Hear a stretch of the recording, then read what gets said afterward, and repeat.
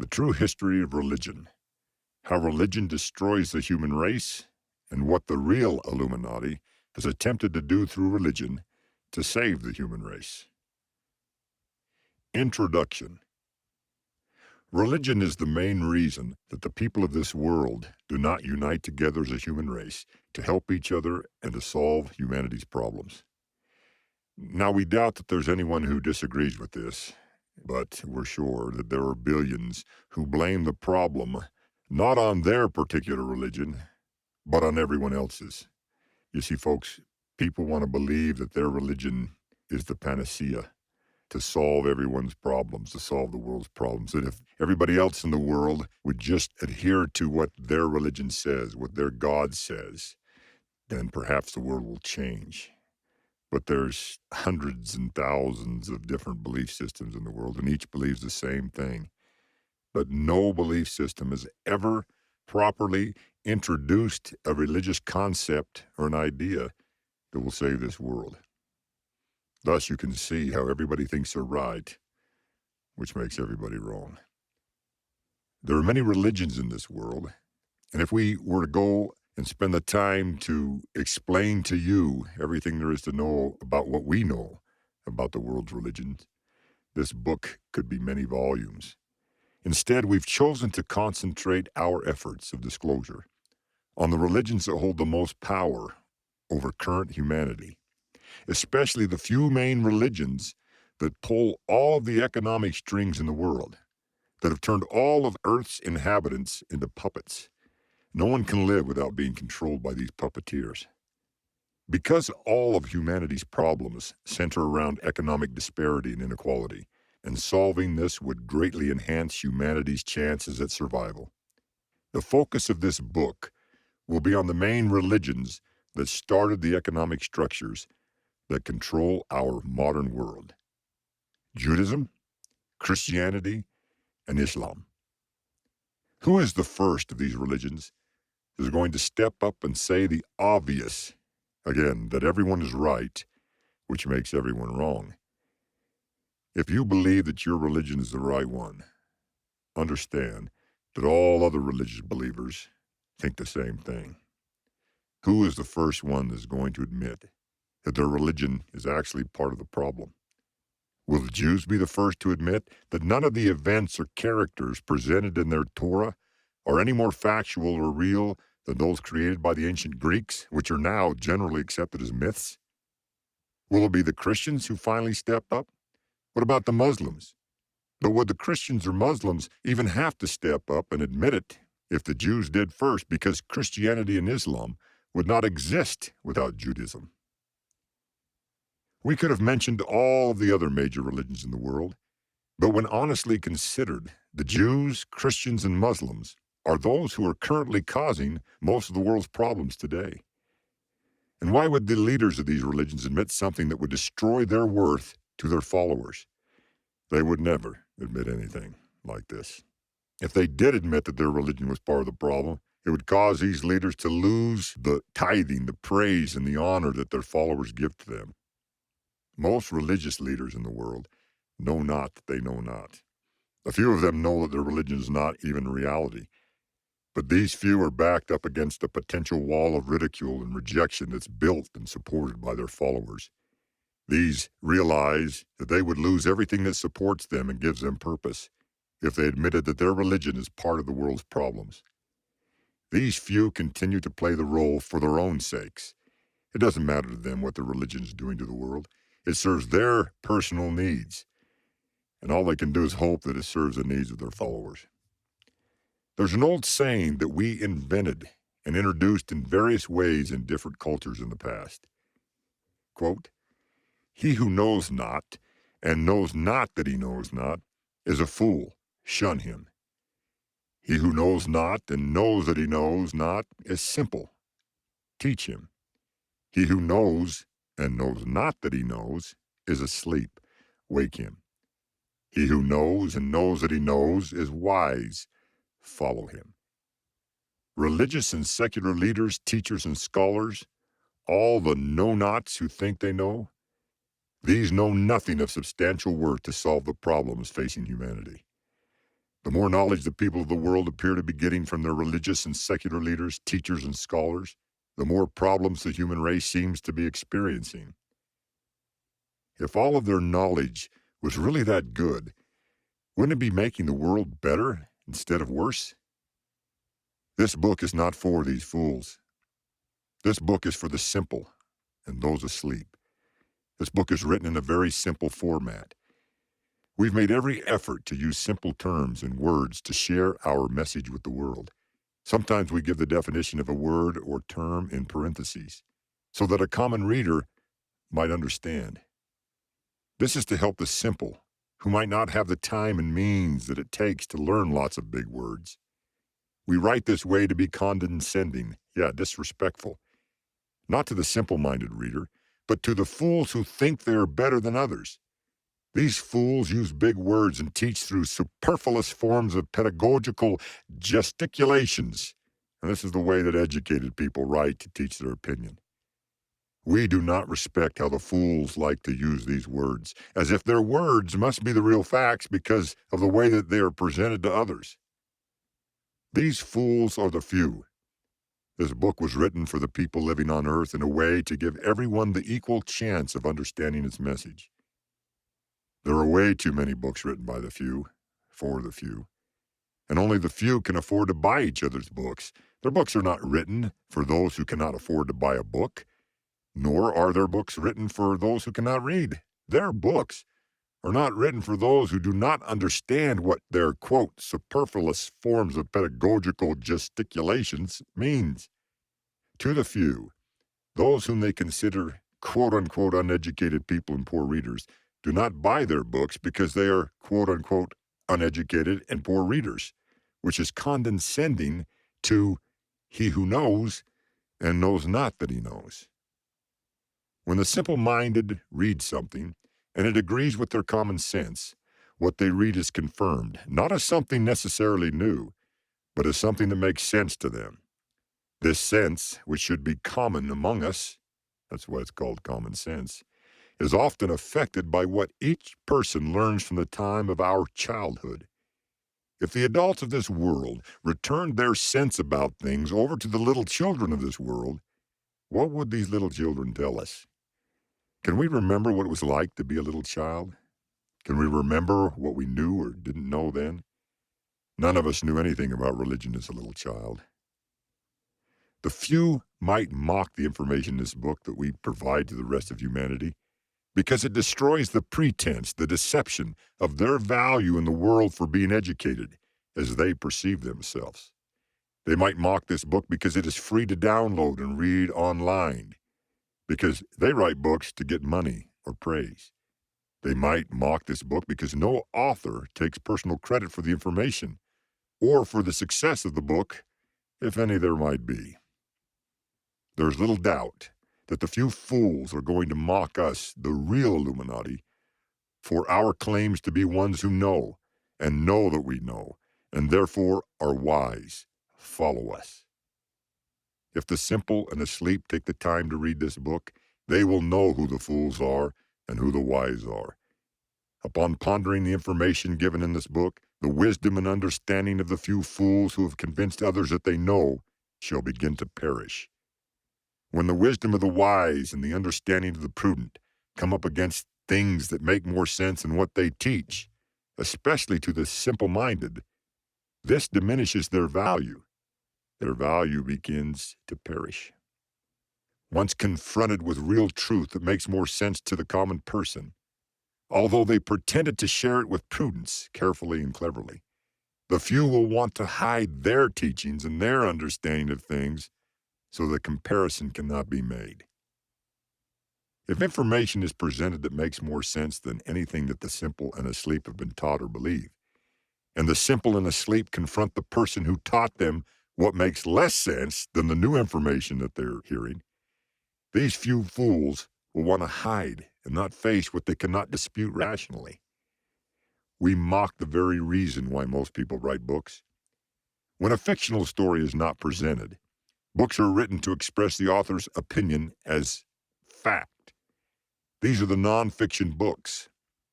They contain specifics that the majority doesn't have the patience or the time to read. The majority are so tired and emotionally drained by the daily grind required of them that they don't want to think about any heavy information. They want a story. If presented as a story, a book is usually fiction. Even stories that are based on actual facts are often more fiction than fact because they are presented in such a way that it entices a person to read the story and to be entertained. The most successful books throughout history have always been fictional stories that captivate the reader and do not require a person to think much. These books are successful because they are written as a story, the intricate and difficult details of which must be filled in by the imagination of the reader. However, the more details that are presented in telling the story, the less the reader has to think and the less energy a person has to use to fill in the blanks. These are the most successful books. If you were to research the list of the most successful books in history, you'd find that most of them, all of them, in fact, are fantasy. The majority of people pick up a book to read in order to be entertained. Yes, there are the few who pick up a book to learn things that make them think that they are smarter than those who are entertained. These books are school books, scientific publications, and other writings that are presented as nonfiction. Consider the most successful book in the world. Is it fantasy or fact? We are going to prove to the world, to the few and to the majority, that the most successful book of all time is, in fact, as all other successful books are, just a fantasy. But when we mention the name of this book, the reader who believes that the book is not fantasy will condemn us and read no further. But why? If the book is fact, then nothing that can be written or said about it will ever prove it to be a fantasy. Wouldn't common sense prevail in deciding? Why would you fear reading any new information then? The fear comes from a person not wanting to be wrong. We value ourselves on what we believe is the truth, especially those truths that define us, that control our lives and give us personal value and worth. Few will take the chance to be proven wrong. But what if the most successful book in history is the cause of all our mortal problems on earth? Well, not the book itself exactly, but rather the perception held by the majority that it is not fiction. But what if the majority changed their minds and no longer accepted the book as fact, but rather just as fantastical as the books that entertain them? Wouldn't this change in perception help heal the problems that the book has caused? What if the few who created the book created it in order to control the majority? Isn't it true that fantasies and stories can control people? What effect does the idea of Santa Claus, making a list and checking it twice, gonna find out who's naughty or nice, have on a child's mind? Santa Claus is a huge success, not only at controlling the child's behavior, but in marketing and making money. The most successful book in the world is the Bible. It was created by the few to control the rest. It is a fantasy that has been presented by the few as fact in order to provoke certain behaviors from the majority. It actually details a list that God checks twice in order to find out who's naughty or nice. If God checks his list and finds out you're nice, you're going to be saved and go to heaven. If you're naughty, you're going to hell, at least according to the stories of the Bible. Consider all of the books that have ever been written. Consider all of the knowledge that has been expressed in all of the books that have ever been written. That's a lot of knowledge, folks. But what good has any of this knowledge done for the majority? Sure, it has benefited the few, because they are the only ones who read most of it and value themselves based on what they read and memorize. Because isn't that all that most college degrees are? The reading and memorization of knowledge that a student gets from a book or from a professor who got it from a book. But the world is getting worse for the majority of humanity. But it seems to be doing pretty good for the few, at least currently. Let's give these few an actual number. Let's call them the 1%. There are about 8 billion people in the world. 1% of 8 billion is 80 million people. Honestly, however, there are probably not 80 million people on Earth. who are not slaves to someone else, or rather, dependent on someone else for the basic necessities required for their personal life. How many people are millionaires, financially independent? Let's say about 14 million. How many people are billionaires? Let's say about 2,200. Let's very generously round off the financially independent to 20 million people. That's 1/4 of 1%. 1/4 of 1% of the world's population. But we do not fault these few. How can we find fault with these few when the majority want to be part of the few? The few control the money and provide jobs. Without that income, the majority wouldn't be able to live. Without the few, it's honestly hard to imagine a world like the one in which we live today. The few are responsible for the incredible advancements in technology and innovation. But let's not forget that these advancements benefit the few much more than they do the majority. Still, how can the majority fault them when the majority wishes to be them? The greatest civilizations on Earth during the past 10,000 years are a result of the efforts of the few, not the majority. The only exception to this is from the labor that the majority provides, doing what the few wants them to do, like building the Great Pyramids and skyscrapers, for example. Civilization advanced and progressed upon Earth until it had discovered, as it supposed, the ultimate innovation in politics, business, social welfare, and national warfare. This was known as the Great Roman Empire. Up to that point, the world had never known a united group of people like this great empire. Its decadence, leisure, and world dominance permeated every aspect of life. Its soldiers meted out death to any individual or to any nation that stood against it. Its sporting events included barbaric acts of competition and brutal human sacrifices. The Romans delivered thousands to their deaths at the fangs and claws of the beasts of the earth. It literally created hell on earth for the majority in order to entertain the few. The great Roman political policies created a very wealthy class of relatively few individuals with great power. This consequently created a middle class, which buffered the impact that absolute wealth and power had on the majority of people. This majority included the poor laboring class, who always suffered in poverty. Throughout history, the poor majority had been able to rise up and overthrow the few in power when the situation called sufficiently for reformation.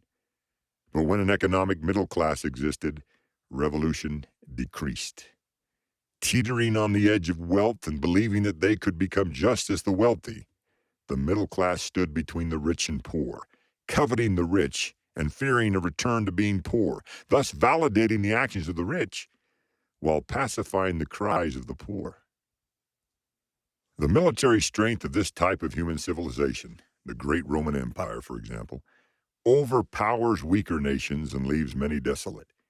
It causes thousands of deaths from the effects of war, hunger, disease, and poverty left over from its military conquests and occupations. There is no part of this type of civilization that promotes equality among the masses, because it wasn't envisioned and established by or for the majority. It exists by and for the benefit of the few.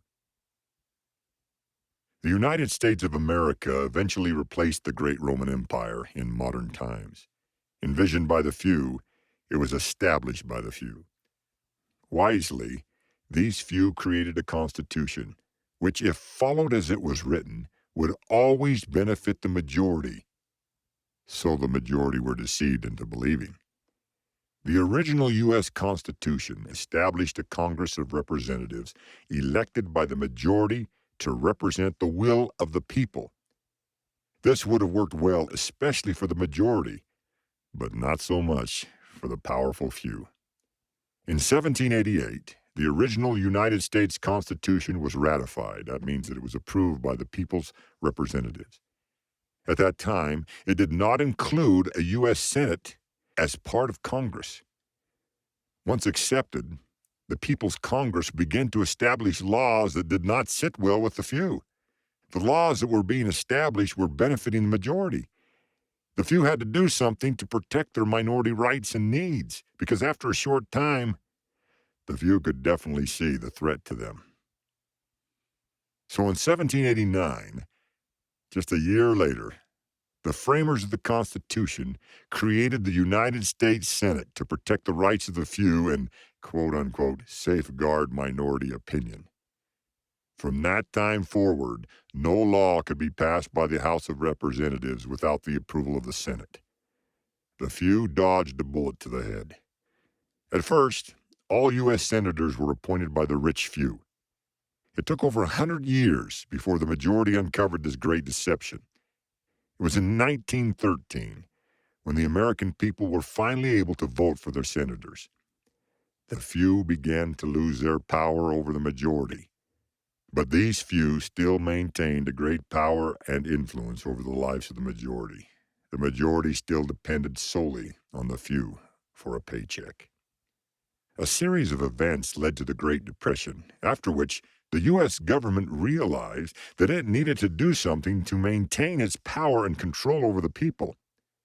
At that time, they started providing people with free food, free housing, and free health care. But the American majority was a proud majority, especially the middle-class people. They didn't want handouts, they wanted jobs. The U.S. middle class served the same purpose that it did for the great Roman Empire again. Teetering on the edge of wealth and believing that they could become just as the wealthy, the middle class stood between the rich and poor, coveting the rich and fearing a return to being poor, thus validating the actions of the rich while pacifying the cries of the poor. The few who controlled things knew exactly what they were doing. They knew how to pacify the cries of the poor. But now they needed the help and support of the middle class, people who wanted to be just like them. They needed the middle class to vote for their senators. Although their pride keeps the American people from admitting it, they are easily deceived by the powers that control them. Americans need their government. They need the help of the few, because they want to be one of the few. The United States learned no valuable lessons from the fall of its predecessor, the great Roman Empire. The Romans existed for about 1,000 years before things started spiraling out of control. At this writing, the United States has only existed for not quite 1/3 of that time. But the divisions in American society created by bipartisan politics are the exact same divisions experienced by the Romans before the fall of their civilization. There was one book that saved the Roman Empire from complete devastation: the Bible. Well, the Bible didn't actually save anyone, but it was used by the Roman government to control the people who were about to rise up in revolution to destroy it. Using the Bible as its authority, part of the great Roman Empire was able to transform into the great European nations of medieval times. These European nations also rose to power by using the same Bible as their authority. The Bible has now also inspired American policy and action more than any other book, more than any other philosophy of man mingled with Scripture. The Bible inspired the creation of a Christian state, a Christian government, even when the separation between church and state was supposed to be the basis of a righteous constitution. In the United States, who is it that determines if something is unconstitutional or not? The United States Supreme Court. 9 individuals control the lives of the rest of the American people because of their power to interpret the laws of the United States. But consider the real truth about how these 9 people do their daily tasks as the most powerful group of people on earth. The Supreme Court begins on the first Monday in October and continues until late June or early July. They all get salaries and get a 3-month recess, paid vacation. They only allow verbal argument while the court is in session from 10 a.m. to 12 p.m. That's just 2 hours. While the court is not in session, the justices are supposed to review the cases before the court and prepare their decisions. Each justice is allowed to hire up to 4 clerks who are the ones who actually do all the work. Most of the justices begin their day with a personal prayer in chambers to their particular personal God. They pray to their personal God to guide them and help them make the right choice. Currently, There are 3 Jewish and 6 Christian judges sitting on the most powerful court on earth. When each of them pray, they pray to the God of the Bible, hoping to receive direct inspiration from this God. When the court is in session, the 10 a.m. entrance of the justices into the courtroom is announced by the marshal. Those present, at the sound of the gavel, arise and remain standing until the robed justices are seated, following the traditional chant.